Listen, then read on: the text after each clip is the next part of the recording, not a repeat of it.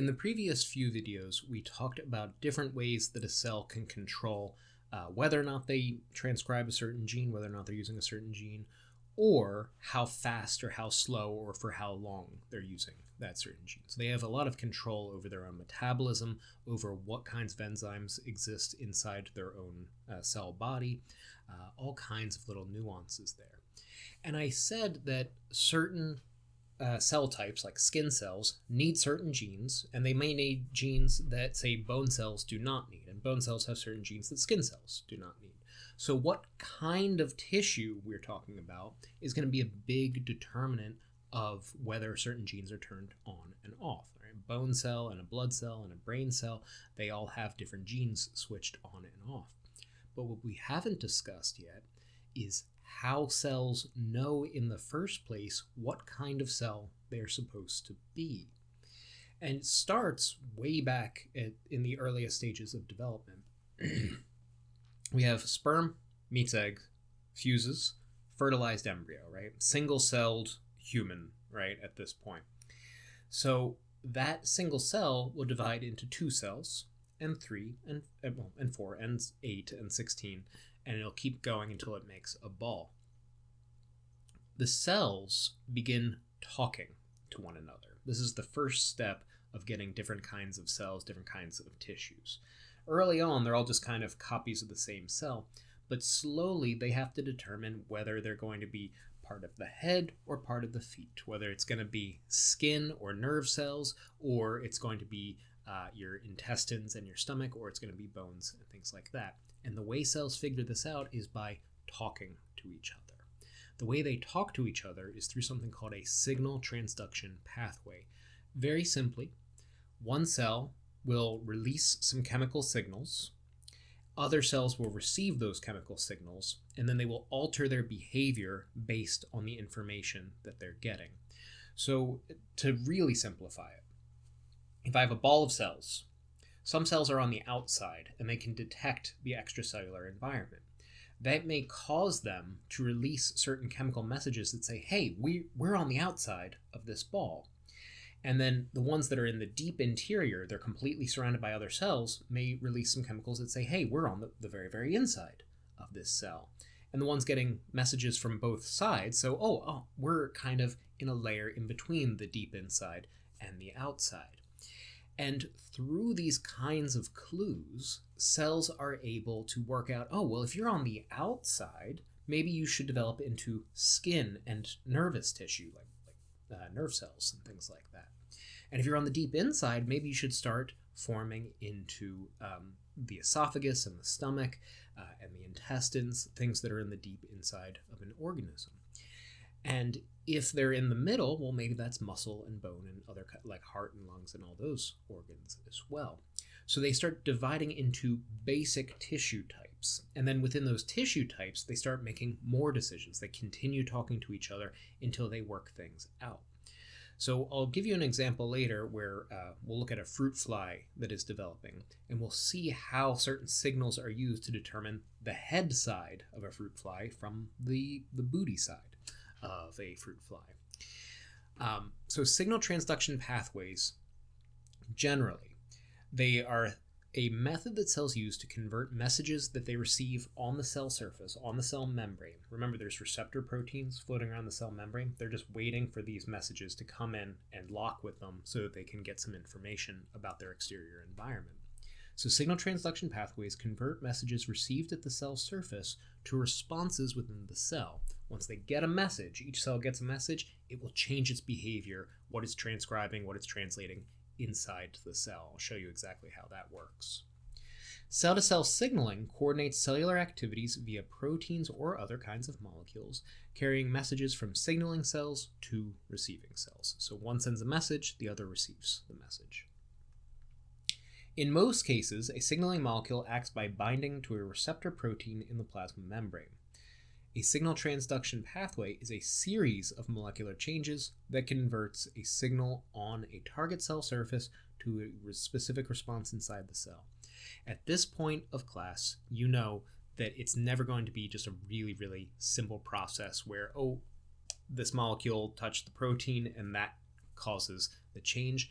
there's going to be a domino effect of different proteins being involved. And that's why it's called a signal transduction pathway, because we have all these different proteins that are going to be involved. Now, this looks like a lot, but I'm not actually going to ask you to memorize, say, every single protein inside of this chain. You just need to know the basics. Signaling cells will release chemicals that are essentially messages. I'm on the outside of the cell ball. I'm on the inside of the cell ball. And those will be received by the cells that are next to them in the developing organism. They will be received by proteins that are built on the cell membrane to receive such molecules. And when they receive it, they release another protein, a secondary protein, which we call a relay protein. And it can bump into other kinds of proteins and activate them. The chances of them bumping into each other are actually pretty good. And then that one will move and bump into some other proteins, and at least one of them might make its way over to some transcription factors and activate them. Transcription factors, remember, are tissue specific. So what's going to happen is as the cell starts to take in information from other cells, it figures out which transcription factors are relevant to it, to its development. And it will only turn on the transcription factors for the kind of tissue it's supposed to be developing into, based on information it's receiving from the cells next to it. So those transcription factors will turn on certain genes. They will be transcribed, they will be translated, and it will create proteins that are specific to, say, muscle cells or specific to blood cells, etc. And this is the way that cells figure out what they're supposed to be when they grow up, essentially. They listen to those around them, to the other cells around them, and then they send a relay signal through all these different proteins, eventually ending up transcribing certain genes in the nucleus. Of course, each tissue type only needs certain genes. Now, another way that cells can determine what kind of cell they're ultimately destined to become is not with signal proteins. I mean, they are still involved, but by producing a whole bunch of tiny little sections of mRNA. So here we have a developing fruit fly. We have an egg within the ovarian follicle. It's a fruit fly egg. That's all you need to really understand here. The egg cell, it starts talking with the cells around it, and it starts to determine which side is meant to be the head of the growing organism. The head cells will start producing these mRNA sections, these little sections of mRNA that turn on certain genes, and only certain genes that are needed by the head tissues, the materials that are going to be inside the head, and starts to define the head to tail axis of this organism, which side's the head, which side's the tail. And slowly the cells start to all figure out, oh, well, if this is the head, then I must be the neck. Well, if that's the neck, this is the thorax. If that's the thorax, this must be the abdomen. Oh, well, the thorax is where all the legs come from. So if I'm about here, then I must be a leg cell. And they start building out the adult fly through this series of cell-to-cell communications. Now, I told you that once we understand this, we can start exploiting it to do some interesting DNA technology.